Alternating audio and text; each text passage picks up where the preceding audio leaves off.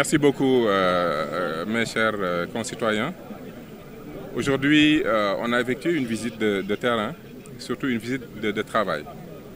Depuis notre prise de service, nous avions pris le temps de regarder les données, l'analyse du projet, voir l'ensemble des enjeux et des défis.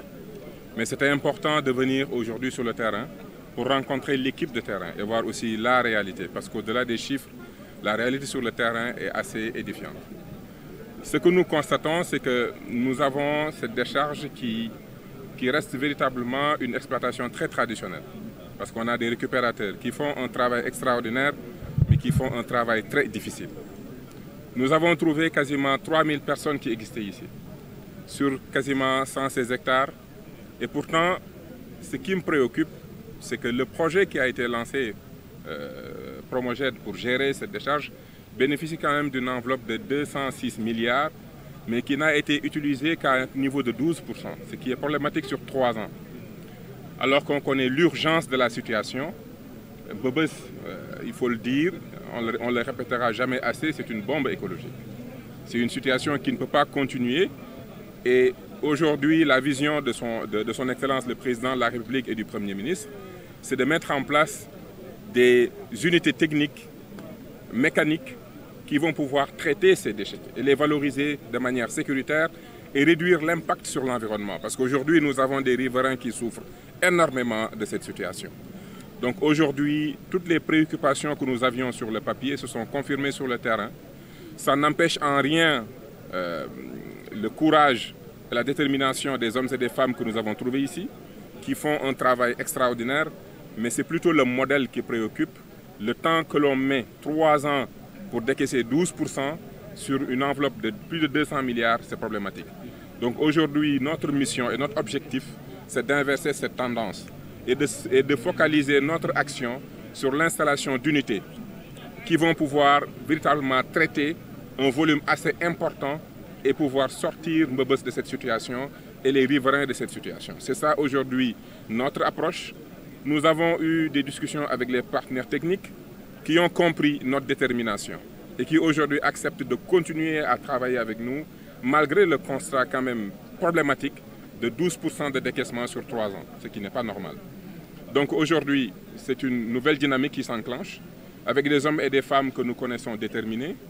On a trouvé ici des récupérateurs et j'aimerais lancer un message pour leur dire qu'ils ne sont pas un problème. Au contraire, la récupération qu'ils sont en train de faire aujourd'hui a un impact sur le volume.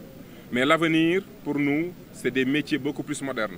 C'est des métiers dans des unités industrielles de gestion et de transformation des déchets. C'est ce qu'on leur souhaite, parce qu'on s'entend bien. Les conditions dans lesquelles les gens travaillent ici, c'est des conditions qui ne peuvent pas continuer parce que ça nuit à la santé des hommes et des femmes qui sont ici.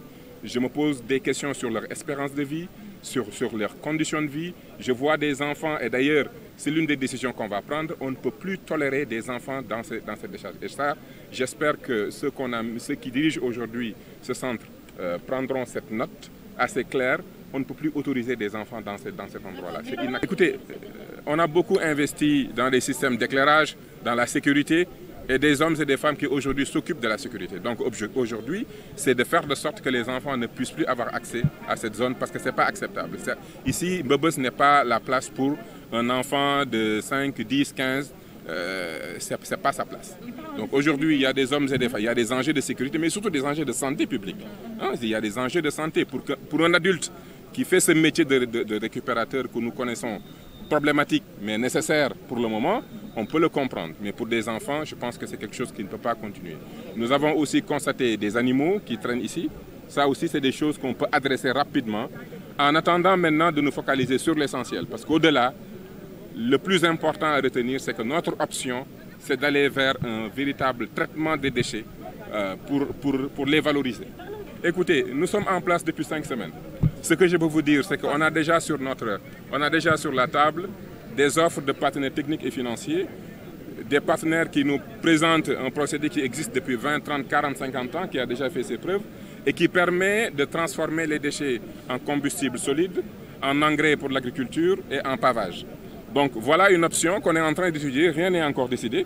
Une fois qu'ils auront fait leur offre, qu'on aura étudié les impacts du point de vue de l'environnement et dans la dimension sociale, nous allons pouvoir voir quel est le meilleur partenaire. Parce qu'aujourd'hui, la valorisation des déchets permet l'investissement par des partenaires techniques et financiers. En plus, nous avons 200 milliards sur la table qui n'ont pas été utilisés parce que justement, le modèle d'approche était plus centré sur comment rendre viable, accessible ce site, plutôt que de faire le focus sur des unités qui vont transformer en volume les déchets. Écoutez, le projet n'est pas arrêté, le projet il est en cours. Donc c'est à mi-parcours, il y avait les évaluations dernièrement. Ce que nous voulons faire, c'est recentrer les activités. Et ça, c'est une urgence. On a déjà commencé à travailler sur cette question. Et d'ici très peu, je pense que nous verrons des changements assez conséquents sur l'approche. C'est un sujet qui est un peu différent de ce qu'on est venu amener ici.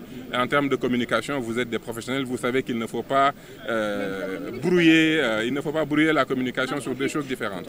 Ce que je peux dire par contre, c'est que en prenant ce poste, j'avais un plan de prise en place de ce poste de ministre.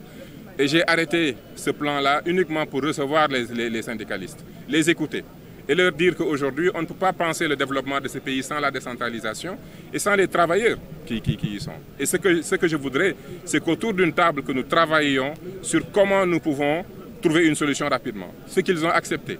Et je pense que vous qui êtes de la presse savez que c'est le premier groupe que j'ai reçu. Il y avait aussi un plan de travail parce que moi je n'aime pas aller voir le Premier ministre ou le Président de la République pour présenter des problèmes. On y va pour présenter des solutions. Donc l'idée c'était qu'on se réunisse, qu'on analyse et qu'on regarde comment on fait. Parce que je vais donner une information importante. On parle de 16 000 agents recrutés par les municipalités. On parle d'un impact budgétaire de 21 milliards de francs CFA par an. Ce n'est pas des choses qu'on peut traiter en 1 semaine, 2 semaines, 3 semaines. Ce que je trouve regrettable, c'est qu'ils ne sont pas venus travailler comme je leur avais demandé. J'ai demandé maintenant aux maires d'assurer le service minimum. En rien, le fait de dire à un maire assure le service minimum, ce n'est pas à l'encontre du droit de grève du travailleur. Moi, les travailleurs, tout ce que je peux leur demander et les syndicalistes, c'est de venir travailler sur un plan de sortie de crise. Ils l'acceptent, ils ne l'acceptent pas, c'est tout ce que je peux leur dire parce qu'ils ont le droit d'aller en grève. Par contre, ce droit qui leur dit d'aller en grève leur dit aussi vous devez réserver, vous devez assurer un service minimum. Toutes les entreprises, les journalistes qui sont aujourd'hui autour de ce point de presse, vous êtes des entreprises. Imaginez une seconde que vous refusez de travailler pendant 2 ans. Est-ce que votre entreprise va perdurer? Non, du tout. Donc, ils ont le droit d'aller en grève. J'ai le devoir en tant que citoyen, même pas en tant que ministre, de leur dire qu'il y a un minimum quand même à respecter. Par contre, j'ai le devoir en tant que ministre en charge de la tutelle technique de l'ensemble des collectivités locales, de leur demander de travailler à assurer le service minimum. Et qui plus est, le maire est un officier d'état civil. Donc rien ne l'empêche d'aider les populations qui aujourd'hui ont besoin de ces pièces. En attendant maintenant de travailler avec le ministère de la fonction publique pour voir comment on traite ces 16 000 agents, de voir avec le ministère des Finances et des Budgets, et ça le président de la République a donné des orientations claires sur cette question, et de proposer un plan de sortie de crise. J'aimerais par contre qu'ils comprennent